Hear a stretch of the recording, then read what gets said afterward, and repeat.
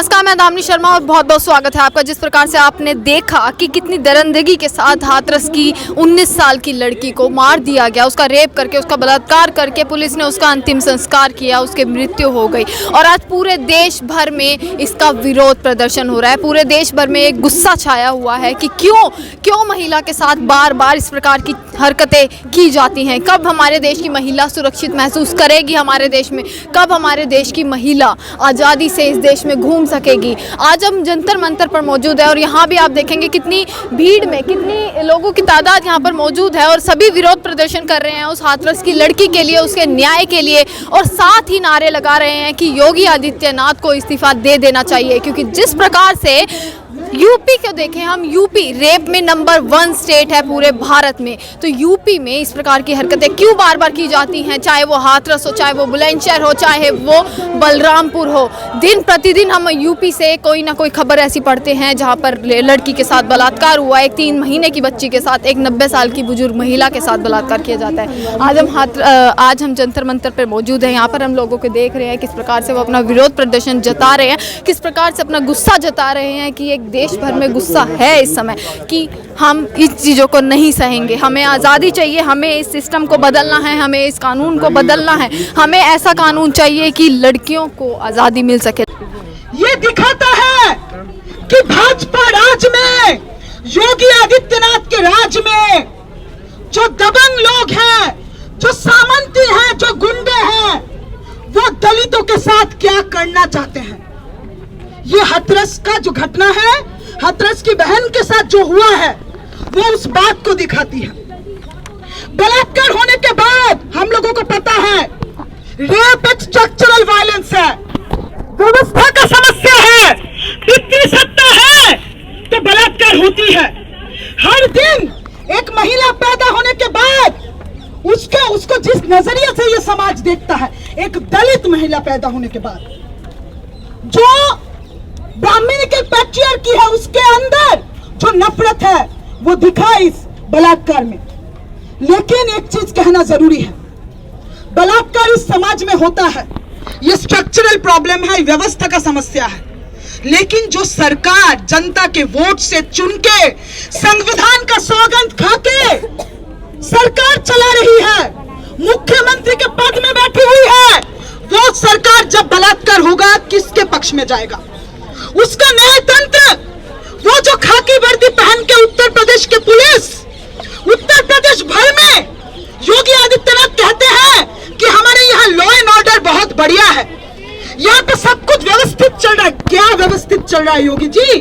जातिवाद व्यवस्थित रूप से चल रहा है और उसी का नतीजा है कि इस व्यवस्थित तरीके से एक 19 साल की लड़की को खेत से खींचा गया, बलात्कार किया गया। जब उसने विरोध जताया तो बर्बरता के साथ हिंसक रूप से उसका हत्या किया गया। उसके बाद क्या हुआ? वो उत्तर प्रदेश पुलिस, वो खाकी वर्दी पहने लोग जो मुख्यमंत्री के ऑफिस से अपना इंस्ट्रक्शन लेते हैं, उन्होंने क्या किया?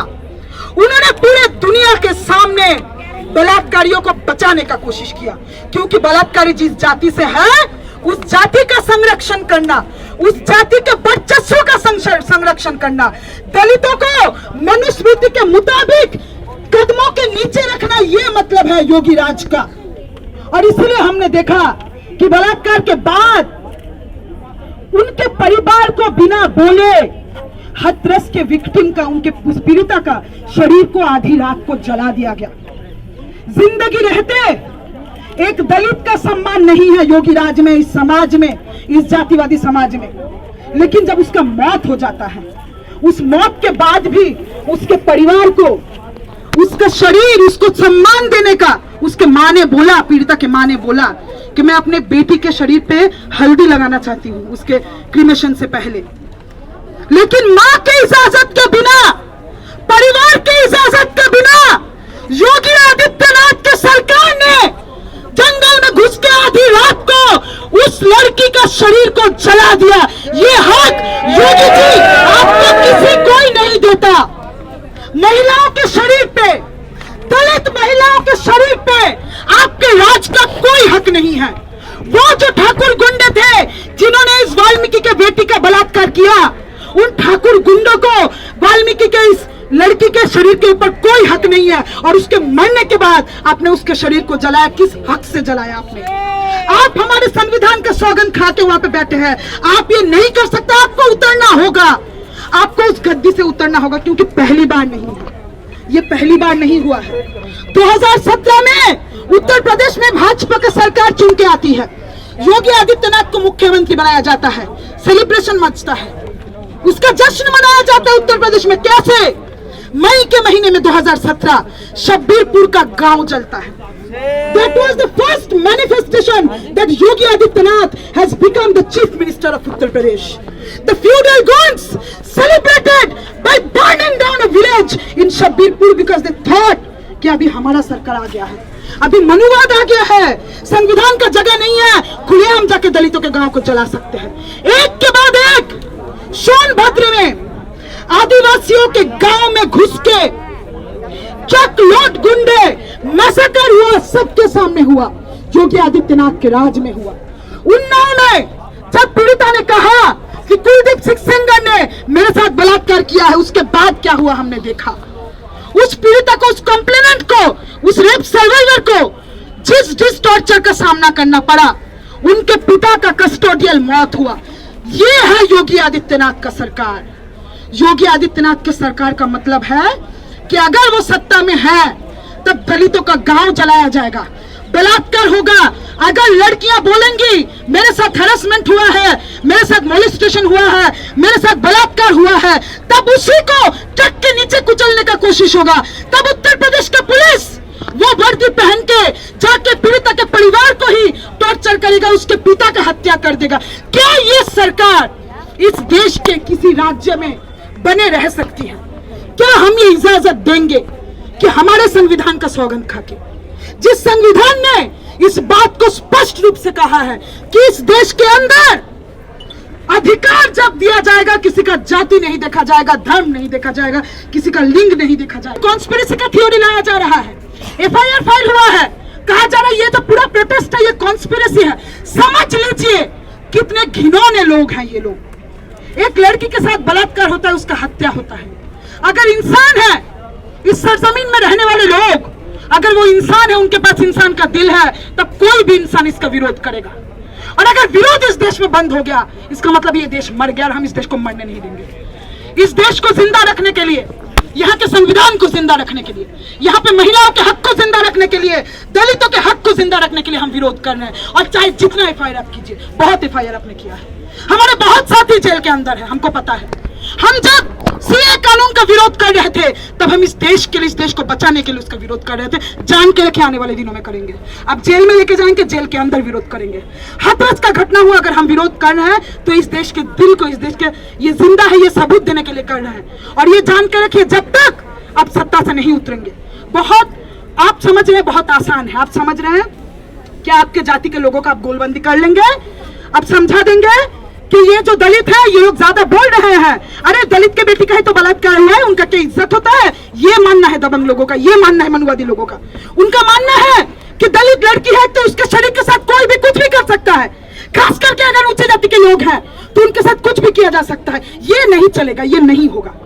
ये नियम, ये कानून, ये मनुवाद, इसका जगह नहीं है इस देश की मिट्टी में, उत्तर प्रदेश की मिट्टी में नहीं है। आप जान जाइए, कुछ गिने चुने लोगों को आप बचाने का कोशिश कर रहे हैं, लेकिन उत्तर प्रदेश के अंदर, चाहे पूरे देश में, चाहे दिल्ली में, व्यापक मात्रा में जो जनता है उसको पता है आपका क्या सत्ता चल रहा है। ये सत्ता हम चलने नहीं देंगे। We demand immediate resignation of Yogi Adityanath government, क्योंकि एक एक दिन, एक एक सेकंड जब योगी आदित्यनाथ मुख्यमंत्री है, उस एक एक पल में पीड़िता के हाथरस की जो पीड़िता है उसके परिवार के साथ अत्याचार हो रहा है। उस एक एक सेकंड में इस बात को छुपाने का कोशिश चल रही है कि बलात्कार हुआ था। उस एक एक सेकंड में ठाकुरों का महापंचायत हो रहा है, जो रेप एक्यूज्ड को डिफेंड कर रहा है, जो रेपिस्टों को डिफेंड कर रहा है। उस एक एक सेकंड में फर्जी केसेस दर्ज किए जा रहे हैं। वो तमाम सारे महिलाओं पे, उन तमाम सारे दलितों पे, उन तमाम सारे दलित नेताओं पे जो इस बर्बरता का, इस बलात्कार का विरोध कर रहे हैं। इसलिए एक एक सेकंड आपका उस सत्ता में बने रहना इस देश के लिए खतरा है, इसलिए आपको उतरना होगा। हम मांग करते हैं कि जो एडीजी है उत्तर प्रदेश पुलिस का, जिन्होंने इस बात को डिक्लेयर कर दिया कि बलात्कार हुआ ही नहीं था। आप ये कर नहीं सकते हैं एडीजी साहब, आप फैसला सुनाने वाले कोई नहीं है, अब कोई नहीं है, आप झूठ कह रहे हैं सबके सामने। ADG of Uttar Pradesh police, उनको अरेस्ट करना होगा SC ST प्रिवेंशन एक्ट के तहत, ये मांग हम कर रहे हैं। जो डिस्ट्रिक्ट मजिस्ट्रेट है हाथरस के, उनको बुक करना होगा SC ST प्रिवेंशन एक्ट के तहत। और एक अंतिम बात मैं कहना चाह रही हूँ कि हम हाथरस के पीड़िता के लिए न्याय मांग रहे हैं। हम मांग रहे हैं कि वो अपराधी जो है दबंग जाति के, उनको सजा हो, लेकिन हम फांसी का मांग नहीं कर रहे हैं। हम नहीं कर रहे हैं क्योंकि हमको पता है आप 2-3 लोगों को दिखाने के लिए फांसी दे देते हो, उसके बाद आप बाकी सब लोगों को बचा देते हो। हम फांसी का मांग नहीं कर रहे हैं, हम एक एक दलित पे जो अत्याचार हुआ है उसका न्याय मांग रहे हैं। एक एक महिला पे जो अत्याचार हुआ है उसका न्याय मांग रहे हैं। 2-3 लोगों को सिर्फ फांसी देके योगी जी बच जाएंगे, पूरा तंत्र बच जाएगा, वो SP बच जाएगा, वो ADG बच जाएगा, वो DM बच जाएगा। ये नहीं होने वाला है। ये पूरा योगी सरकार को सत्ता से गिराना है। न्याय चाहिए, SC ST प्रिवेंशन एक्ट तमाम सारे ऑफिशियल्स के ऊपर लगे, ये हमारा मांग है। तो योगी तुम इस्तीफा दो, इस्तीफा दो, इस्तीफा दो, योगी तुम इस्तीफा दो, इस्तीफा